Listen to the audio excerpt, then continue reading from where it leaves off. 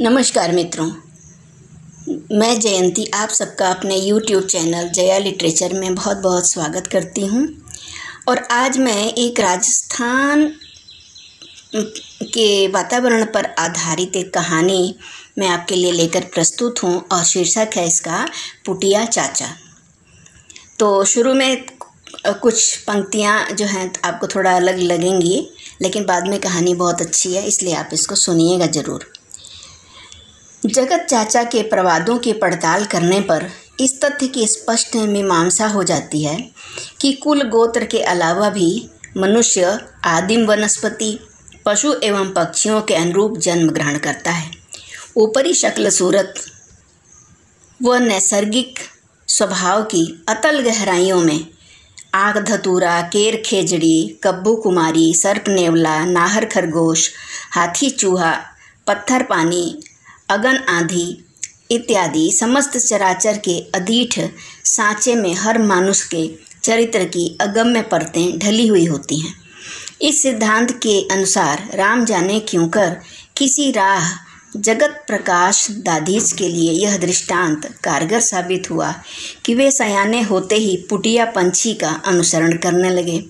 पुटिया पंछी की पुख्ता धारणा है कि वह अधर आकाश अब तक उसके प्रताप से ही ऊपर टिका हुआ है, अन्यथा कब का धराशायी हो जाता। यहाँ मैं आपको बताना चाहती हूँ कि ये पुटिया जो है ना, हम उसको इधर उत्तर प्रदेश में इसको टिटहरी कहते हैं। वो ऊपर टांग करके जो है उड़ती है या उस पर पेड़ पर लेटी रहती है। वो सोचती है कि उसने पूरे आसमान को अपने टांगों पर ही संभाल रखा है। तो उसी को यहाँ राजस्थान की भाषा में मुझे लग रहा है कि पुटिया कहा जाता है उसी पक्षी को।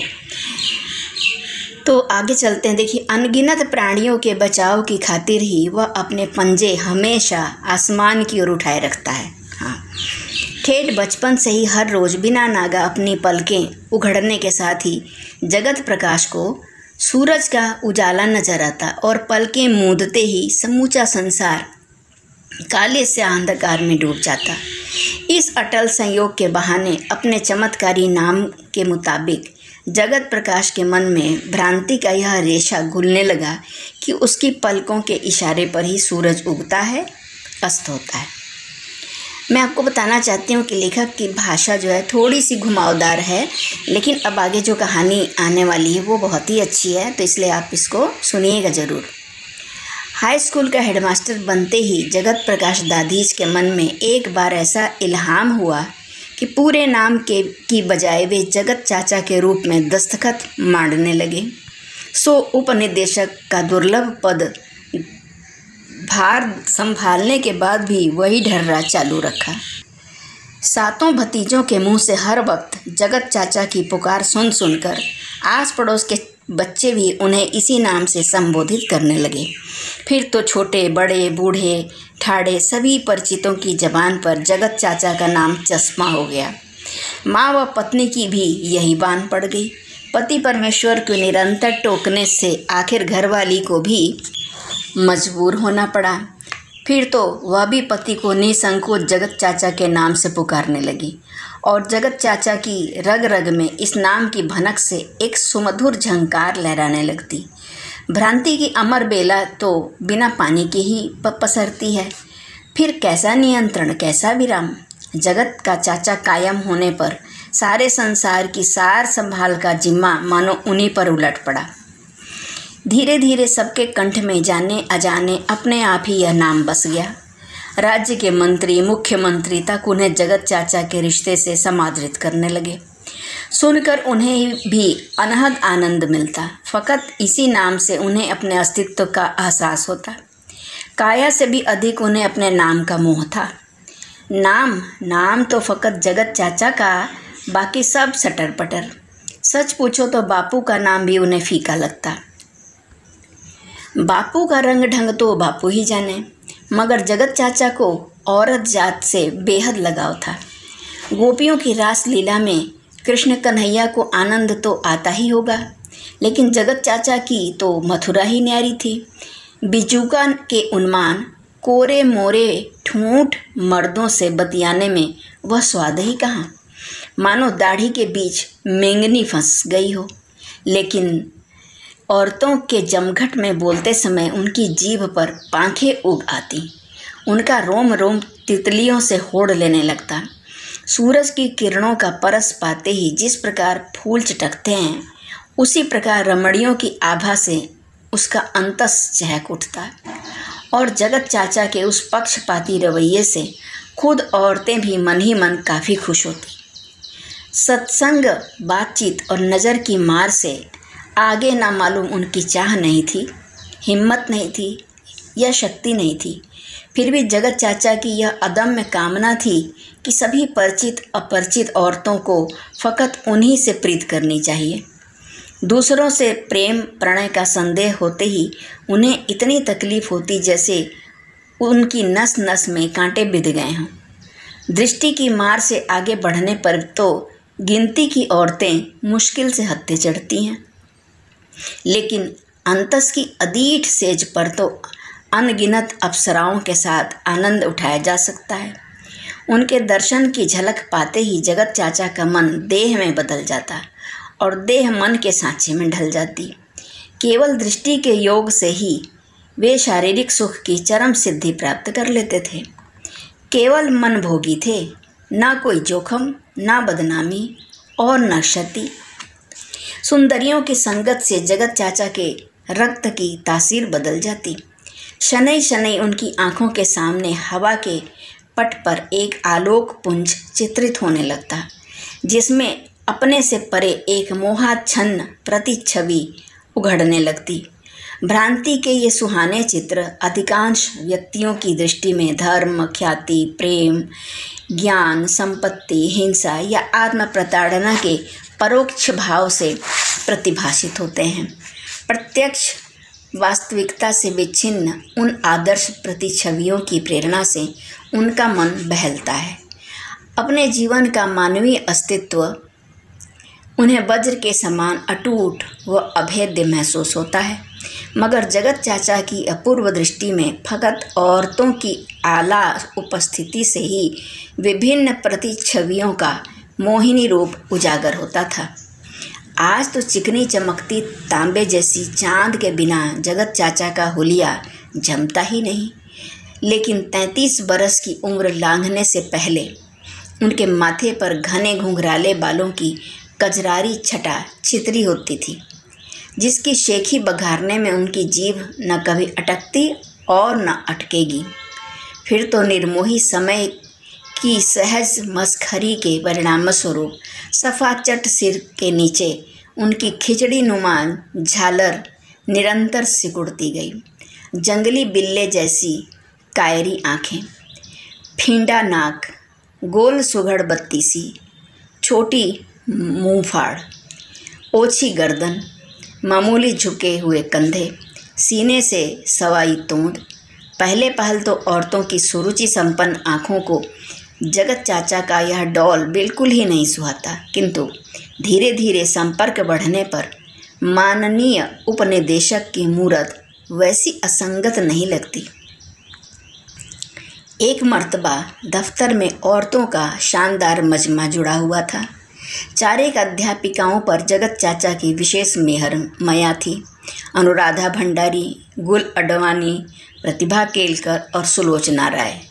दूसरे पक्ष की इच्छा अनिच्छा का जगत चाचा कोई खास ख्याल नहीं रखते थे। अपने ही आलम की अलमस्ती में अनुरक्त रहना उनकी आदत सी बन गई थी। बाकी अध्यापिकाएं उनकी अनुकंपा के दायरे में धीरे धीरे अग्रसर होने लगी थीं। जगत चाचा की आंखों के सामने अपने से परे आलोक के झिलमिल पुंज में एक प्रतिच्छवि उभरने लगी। मोर मुकुट पीतांबर की जोग संजोग से अंग्रेजी का वरिष्ठ अध्यापक मुरलीधर पुरोहित एक दो स्वप्न की तरह उस इंद्र सभा में प्रकट हो गया। भिड़ते ही जगत चाचा की नज़र उसके माथे पर उछली। काले भंवर बालों का स्याह मुकुट उन्हें दुगना दिखलाई दिया। पूरमपूर कदकाठी, सांचे में ढली ओपती देह, ओपती वेशभूषा, बंगाली किनारी की बुर्राक धोती और बादामी चोला जगत चाचा के आदर्श की प्रतिच्छवि में अकस्मात व्यवधान उपस्थित हो गया। अभिवादन का औपचारिक जवाब दिए बिना ही जगत चाचा ने गंभीर स्वर में कहा, अभी एक ज़रूरी मसले में उलझा हुआ हूँ। कोई खास काम ना हो तो कल तशरीफ़ ले आएं। मुरलीधर के स्वभाव में ना कोई ग्रंथि और न उसकी बोली में कोई लाग लपेट। मन की बात होठों पर दर्शाते बोला, खास काम ना होता तो आपके पास बेकार चक्कर क्यों काटता। वह आगे भी कुछ कहने जा रहा था, किंतु जगत चाचा धीरज खो बैठे। उसे बीच में टोकते हुए व्यंग के लहजे से कहने लगे, मेरे पास आना बेकार समझते हो तो खामखा तकलीफ़ क्यों उठाई। मुरलीधर पहले तो थोड़ा चौंका, फिर मजमे की तरफ उड़ती निगाह फेंक कर बोला, एक ऐसी ही मुसीबत के कारण मजबूरी में आना पड़ा, वरना मैंने तो 7 बरस इस दफ्तर की तरफ झांका ही नहीं। ऐसे रूखे बैन जगत चाचा ने पहली बार ही सुने। कानों में झंझनाहट सी मच गई। जबरन मुस्कुराते बोले, पर मैं तो बिना काम मिलने वालों की ज़्यादा कदर करता हूँ। आपकी यह सदाशयता कौन नहीं जानता, पर मुझे बिना काम इधर उधर डोलने की फुर्सत ही कहाँ। यदि मेरी माँ गठिया बाय में नहीं जकड़ती तो बदली के लिए कभी दरख्वास्त नहीं भेजता। कुछ एक अध्यापिकाएं मुरलीधर के स्वभाव से परिचित थीं। सुलोचना राय से अब और धीरज रखना संभव नहीं हुआ तो उसे कहना पड़ा, इन्हें पुस्तकें पढ़ने का गजब चस्का है, सिर ही ऊंचा नहीं होता। प्रत्यक्ष शब्दों के माध्यम से तो यह एक निहायत छोटी सी जानकारी थी, किंतु बोलने के लहजे से सुलोचना की पैरोकारी उन्हें काफ़ी अखरी। उच्चारण के तह में अजानी प्रति का पुट नजर आया। मन कसैला हो गया। बरसों से अभ्यस्त कानों को सुलोचना की बोली कैसी सुहाती थी। आज पहली दफ़ा उसका सादा सुर भी बड़ा कर्कश लगा। सुकोमल चिकने बालों की ठौर उन्हें मटमैली कालिख नजर आई। सलोनी सूरत उन्हें टेढ़ी मेढ़ी दिखलाई पड़ी। मगर पहले मुरलीधर से सलटना जरूरी था। उसके मुंह से गठिया बाय और बदली की बात सुनकर उनके अंतस में अंधड़ मचला। मेज की दरार से एक लिफाफा निकालकर मुरलीधर के सामने करते पूछा, ये सुनहरे अक्षर आप ही के हैं। सवाल का मायना ठीक तरह समझ में नहीं आया तो वह पेशो पेश में पड़ गया। थोड़ा रुककर बोला, सुनहरे अक्षरों की बात तो आप जाने, पर यह पता मैंने ही लिखा है। मजमे के सामने लिफाफा फेंककर जगत चाचा अचरज और रोष की मुद्रा में हाथ झटकते हुए कहने लगे, 7 साल से शिक्षा विभाग में मास्टरी की गादी खूंद रहे हैं और हजरत को यह भी पता नहीं कि मेरा नाम क्या है। कई वर्षों के उपरांत अपने सही नाम के उद्घाटन से जगत चाचा की रग रग उफनती सी जान पड़ी। उपनिदेशक शिक्षा विभाग जोधपुर के पद पर श्री जगत प्रकाश दाधीच का नाम बाँचकर चिर परिचित मंडली के भी विस्मय का पार नहीं रहा।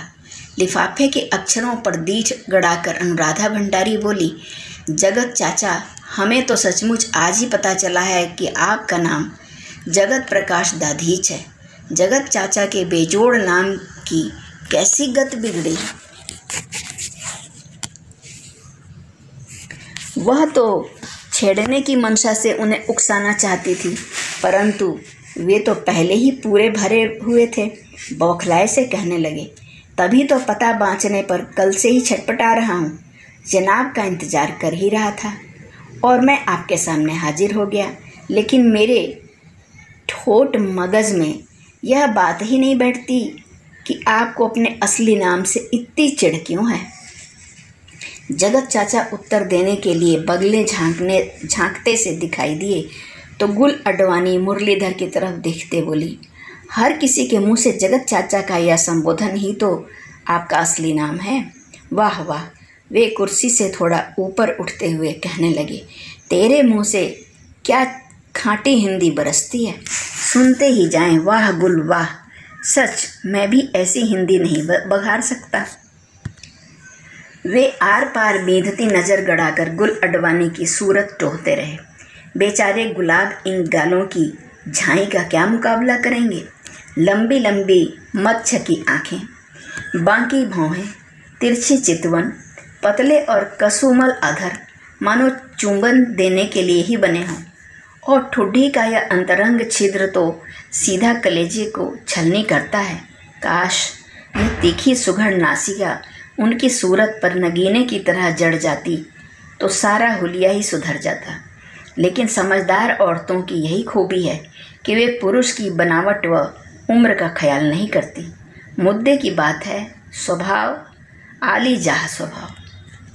तत्पश्चात उन्हें राम जाने क्या सनक सूझी कि 2-3 मर्तबा मुंह बिदकाकर जगत प्रकाश दाधीच के नाम की घिन उगलते हुए उन्होंने लिफाफे के टुकड़े टुकड़े करके रद्दी की टोकरी में डाल दिए। बात का नाम कैसा अचीता कांड हुआ। लिफाफा फाड़ फेंका तो कोई हर्ज नहीं, अर्जी तो सुरक्षित होगी। वह बड़ी मुश्किल से अटकता अटकता बोला, यदि माँ की बीमारी में भी सेवा ना करूं तो यह नौकरी किस काम की। तो छोड़ दो नौकरी, किसी पे एहसान थोड़े ही है। एहसान तो किस पर करूं, पर नौकरी छोड़ूं, मेरी ऐसी हैसियत नहीं या तमीज़ नहीं। कुत्ता भौंके तब भी जगत चाचा पुचकार कर रोकने की चेष्टा करते हैं। शायद दूर या पास खड़ी हुई कोई महिला सुन रही हो, किंतु आज तो वे अब एकदम ही आपा खो बैठे। मगर मुरलीधर अपने काबू में था। शांत स्वर में बोला, मेरी तमीज़ का ब्यौरा ही जानना चाहें तो मोहनगढ़ क्षेत्र के बाशिंदों से पूछिए। पूछूंगा, झक मार कर पूछूंगा, मुझे और काम ही क्या है। सो पाकिस्तान की सरहद पर धोरों की धूल फांकने जाऊं, नेताजी की तमीज़ का पता लगाने। यदि थोड़ा बहुत भी शऊर हो तो श्रीमान को यह ज्ञान जरूर होता कि बदली की पूछताछ के लिए कब आना चाहिए। गलती हो गई, माफ़ कीजिए। 7 बरस में किसी दफ्तर के पास नहीं फटका, फिर कैसे पता चले। आप शुरुआत में ही बता देते तो इतना बखेड़ा नहीं होता। कल समय पर ही आ जाऊंगा। विनम्रता की यह चाशनी देखी तो जगत चाचा भी ढीले पड़ गए। घरेलू भाव से हिदायत देते बोले, पर गुरुजी कान खोलकर साफ सुन लो कि 108 बार जगत चाचा का जाप लिख कर नहीं लाए तो सुनवाई नहीं होगी। लेकिन गुरुजी तो हामी भरे बिना ही रवाना हो गए, मानो मुट्ठी भर राख उनके गंजे सिर पर उछाल दी हो। कुछ समय तक तो सामने बैठी महिलाओं के चेहरे गड्ढम गड्ढ से हुए जान पड़े। फिर धीरे धीरे दीठ निथरने पर उन्होंने अपने आप में डूबते उतराते छलांग मारी तो अलग अलग औरतों की अलग अलग पहचान साफ दिखने लगी। किसी से नई तो किसी से पुरानी आत्मीयता। सबकी अपनी अपनी विशिष्ट गरिमा, विशिष्ट रूप, विशिष्ट नजाकत। यह गुल अडवाणी, यह अनुराधा भंडारी, यह प्रतिभा केलकर और यह सुलोचना राय। मामूली गलती तो ईश्वर से भी हो जाती है, फिर सुलोचना से ऐसी क्या नाराजगी। मगर अंतस के अवचेतन पर उनका नियंत्रण नहीं था। अजाने ही उनकी गर्दन दूसरी तरफ मुड़ गई। बायां हाथ सामने करते पूछा, तुम्हारा नाम माया पमार ही है ना? हाँ। संकोच के मारे उसने मुश्किल से हामी भरी, जैसे उसकी जीभ तालू से चिपक गई हो। पगली कहेगी। वे उत्साह के जोशीले स्वर में कहने लगे, जगत चाचा से मुलाकात का यह ढंग नहीं है। यहाँ आओ, तब लाज झिझक को 7 तालों के भीतर बंद करके आओ। आज़ादी 17% आज़ादी तो मेरे इर्द गिर्द घूमर लेती है। इस सारी बात को शुरुआत में ही समझ लो तो अच्छा है। इस सीख के गुमान में उनकी आज़ाद निगाहें अलग अलग चेहरों को सहलाने लगी। नई सूरत का तो नज़ारा ही निराला है। उसकी आभा में अथाह भेद छिपा रहता है। यही तो सर्वोपरि आनंद है। न भगवान के भेद का पार, न औरत के रहस्य की था। यही परमेश्वर भूल चूक से मनुष्यों को औरत का यह वरदान नहीं सौंपता कि तो यह गलीज दुनिया जीने के काबिल ही नहीं रहती। यदि परमेश्वर भूल चूक से मनुष्यों को औरत का यह वरदान नहीं सौंपता तो यह गलीज दुनिया जीने के काबिल ही नहीं रहती, जिसके फलस्वरूप ही तो यह कुदरत सुहानी लगती है। नहीं तो चांदनी, वर्षा और बेचारे फूलों में धरा ही क्या है। औरतों में आस्था रखने वाले को भगवान में आस्था रखने की ज़रूरत ही नहीं। तब एक अदने मास्टर की तो उन्हें एक चींटी जितनी भी परवाह नहीं करनी चाहिए। अकस्मात उस मायावी सत्संग के बीच उन्हें हवा में तैरता एक आलोक पुंज दृष्टिगोचर हुआ और दूसरे ही क्षण उसमें एक धुंधला धुंधला सा चित्र उभरने लगा। बालों के बीचों बीच करीने से मांग निकली हुई तितली नुमा मूछें, कोट के सामने दमकता हुआ लाल स्वस्तिक। जगत चाचा का अंतस अविलंब उस आदर्श प्रतिच्छवि में रंग गया। उनके होठों पर टिमटिमाती मुस्कान छितर गई। कुर्सी पर उछलते हुए जोर से बोले, यदि मैं हिटलर होता। पुरानी या नई किसी महिला को तनिक भी आश्चर्य नहीं हुआ। बड़ी बड़ी हस्तियों के बहाने स्वयं को चरितार्थ करने वाली उनकी विवश दैन्यता किसी से छिपी नहीं थी। आज़ादी के सीख के गुरु मंत्र से माया पमार का संकोच काफ़ी कुछ मिट गया। मुस्कुराहट में विस्मय का पुट देकर बोली, बेचारे मुरलीधर की मौत पक्की थी, किसी गैस चैम्बर में या। अत्यधिक उमंग के प्रवाह में उसे टोकते हुए उन्होंने कहा, एक पागलपन में तो कसर नहीं। यदि मैं हिटलर होता तो मुरली फुरली को मुझसे संपर्क करने का संपट ही कहाँ बैठता। अच्छी तरह सोच विचार कर बताओ, यदि मैं हिटलर होता तो हमें यह सवाल सुनने का सौभाग्य ही नहीं मिलता। प्रतिभा केलकर की शंका वाजिब थी, पर सुलोचना राय को उन्हें उकसाए बिना चैन नहीं पड़ता था। बस कोई सुराग मिलना चाहिए, वे कुछ जवाब दें।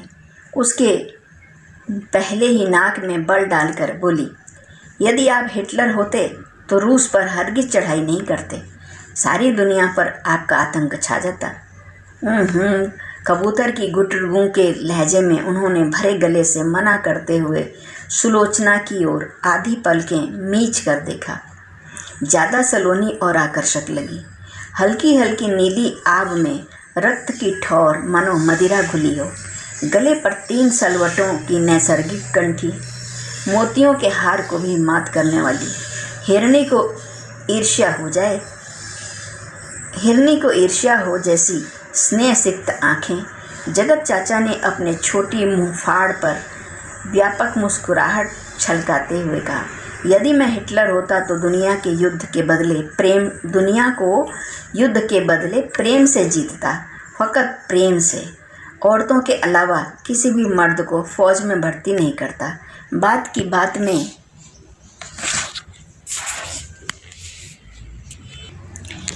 लाखों यहूदियों के प्राण बच जाते।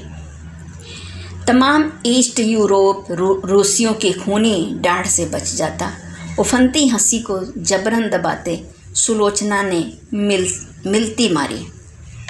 यह तो यमराज के सांप्रत प्रतिरूप हर हिटलर के भी बूते की बात नहीं थी। फिर जगत चाचा की तो बिसात ही क्या। शिथिल भाव से दबी दबी हामी भरी, हाँ सो तो बचता ही। यदि नितांत गोपनीय न हो तो एक बात बताइए जगत चाचा की, मुझे तो आप उस नाजी फौज की कमांडर जरूर बनाते, क्यों? गुल अडवाणी ने अधिकृत भाव से जानना चाहा। और मुझे भी, अनुराधा भंडारी ने तत्काल अपना दावा प्रस्तुत किया। ठहरो ठहरो, इतनी उतावली करने से गड़बड़ हो जाएगी। यदि मैं अंतर्राष्ट्रीय फौज बनाता तो भारत की कम से कम 1.25 लाख औरतों को उनकी लियाकत के अनुसार जिम्मेदारी सौंपता। परंतु मैं तो आपके लाख समझाने पर भी नहीं मानती। चाहे कर्नल बनाते या कमांडर, फौज तो फौज ही है। सुलोचना आगे भी कुछ कहने जा रही थी कि जगत चाचा उसे बीच में आश्वस्त करते बोले, जैसी तुम्हारी मर्जी। फिर न जाने क्या सोचकर घिन दर्शाते कहा, इन उल्लू के पट्टों को किसने मास्टर बना दिया? यदि मैं शिक्षा मंत्री होता तो ऐसे निकम्मे बुद्धिजीवियों को एक ही झटके में बर्खास्त कर देता। नहीं जगत चाचा नहीं, हिटलर के बाद शिक्षा मंत्री का यह ना कुछ पद आपको शोभा नहीं देता। गोली मारो। प्रतिभा केलकर आत्मीय उलाहना देते बोली, धीरे, जरा धीरे बोलो। बापू की तस्वीर के सुनते गोली वोली की बात मत करो, उन्होंने होठों पर अंगुली धरकर कहा। और उस दिन बिना हत्या हिंसा के हिटलर वाला मजमा प्रेम से बिखर गया। किंतु जगत चाचा तो मजमे के ही नटवर नागर थे। उन्हें औरतों के अभाव में सब कुछ मरघट सा लगता था, मानो अकेले अपने आप से भयभीत हों।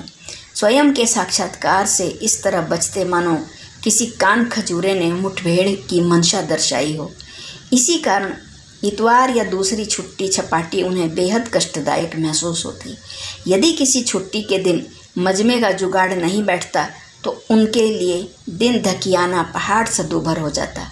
या तो वे जहाँ मजमा जुड़ता वहीं शामिल हो जाते या किसी बहाने अपने घर मजमा इकट्ठा कर लेते। सोते समय यदि सपनों में भी औरतों का सत्संग नहीं जमता तो उनकी नींद उचट जाती। करवट दर करवट बदलते बड़ी मुश्किल से रात की कालिख धुलती। भीतर ही भीतर सुलगती छींचती घरवाली से उन्हें मितली सी आने लगती थी। घरवाली है तो घर संवारे, फूस वाइदा, बर्तन बासन, रसोई और धोना माजना। दूसरे दिन उसी मंडली में एक पंजाबी शिक्षिका का संजोग उम्दा जुड़ गया, कांता बहल। रूप जोबन का ऐसा दुर्लभ मिलन मानो आकाश की बिजली ने बादलों का आसरा छोड़कर उसकी देह में शरण मांगी हो। झांकी मिलते ही जगत चाचा ने आधे उत्साह और आधे रोष से पूछा, इतने दिन किस बनवास में अंतर्धान रही? पूरे 1 महीने से गैर हाजिरी लग रही है। गंगानगर माँ और भाई के पास गई थी, कई महीनों में मिलना नहीं हुआ। माँ और भाई के रहते बेचारे जगत चाचा की कौन परवाह करे। पानी की अपेक्षा खून गाढ़ा होता है, मगर पानी की गरज खून से पूरी नहीं होती। वाह, हाथों हाथ भुगतान किया, धेले की भी उधार नहीं रखी। वाह, जैसी गहरी समझ, वैसा ही अछूता रूप और वैसा ही माकूल जवाब। अछूता कैसे?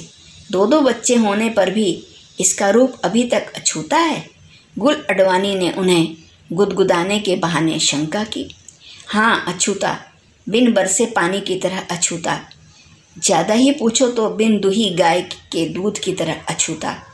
औरत का मन या उसकी आत्मा भ्रष्ट हो तो हो, किंतु उसकी देह कभी दूषित नहीं होती। जगत चाचा की तथ्यहीन बातों को कोई भी महिला तरजीह नहीं देती थी। फिर भी सुलोचना ने तनिक नाराज़गी का दिखावा करते प्रतिवाद किया, तब तो आपकी नज़र में वेश्या की देह भी अछूती है। रुपयों के लोभ से रूप का पेशा करने वाली भी आपके ख्याल से बिन बरसे पानी की तरह अछूती है। आपने हमें इन बाजारू औरतों की श्रेणी में रखा। हम तो आपका इतना आदर करती हैं कि आप तौबा तौबा, कान पकड़ता हूँ, दोनों कान पकड़ता हूँ। कभी कभार जबान भी पमन करती है, वरना औरतों के देह तो दरकिनार, उनकी छाया तक का आव आदर करने वाला जगत चाचा के अलावा न तो कोई जन्मा और न जन्मेगा। हाँ, रुपयों के लोभ से तो अगला जन्म भी बिगड़ता है, मगर प्रीत के वशीभूत कोई भी पत्नी सच्चे प्रेमी से जुड़ती है तो उसकी देह कभी दूषित नहीं होती। तुमसे अधिक कौन जानता है कि मैं कभी झूठ नहीं बोलता। यह बात हम नहीं जानेंगी तो और कौन जानेगा। कांता बहल ने अपनी मधुर हंसी के बहाने मकड़ी का जाला बुनते कहा। लेकिन जगत चाचा, आज तो आपके पास एक ज़रूरी काम से आई हूँ, तो इसमें संकोच की क्या बात। 10 काम बताओ। तुम सबके लिए ही तो मैं नौकरी जैसा गलीज काम करता हूँ। यदि चुनाव में खड़ा हो जाऊँ तो मेवाड़ के महाराणा की जमानत जब्त करवा दूँ। वे उदयपुर रियासत के राज पंडित थे, पर अब तो रियासत का फ़कत नाम रह गया था। इसमें क्या शक। 3-4 महिलाओं ने एक साथ उनका समर्थन किया, लेकिन तुम लोगों के आगे मेरी दाल नहीं गलती। तो फिर जाने दीजिए। कांता बहल ने ओछी काटते हुए अपने मांग मुकरना चाहा। नहीं, यह हरगिज नहीं हो सकता। बोलो, पहले काम फिर राम। एक चपरासी की जगह खाली है। हाँ, जिसे कहो उसे रख लूँ। एक अभागिन बेवा को आपके भरोसे ही साथ लाई हूँ।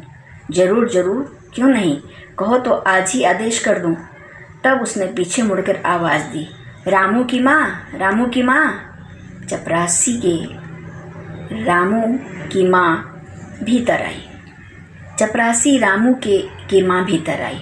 चेहरे पर निगाह पड़ते ही जगत चाचा के मुंह से ही ये बोल छिटक पड़े, ऐसी जवान और बेवा?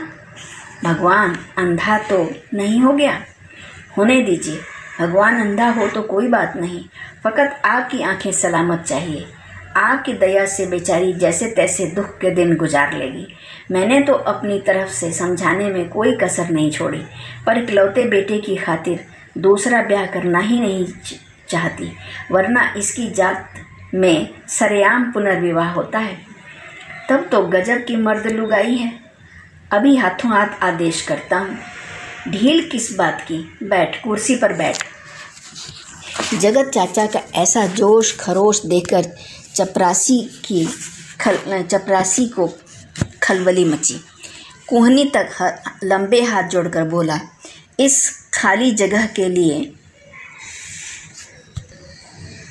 तो आपने मेरे भाई को थावस दिया था।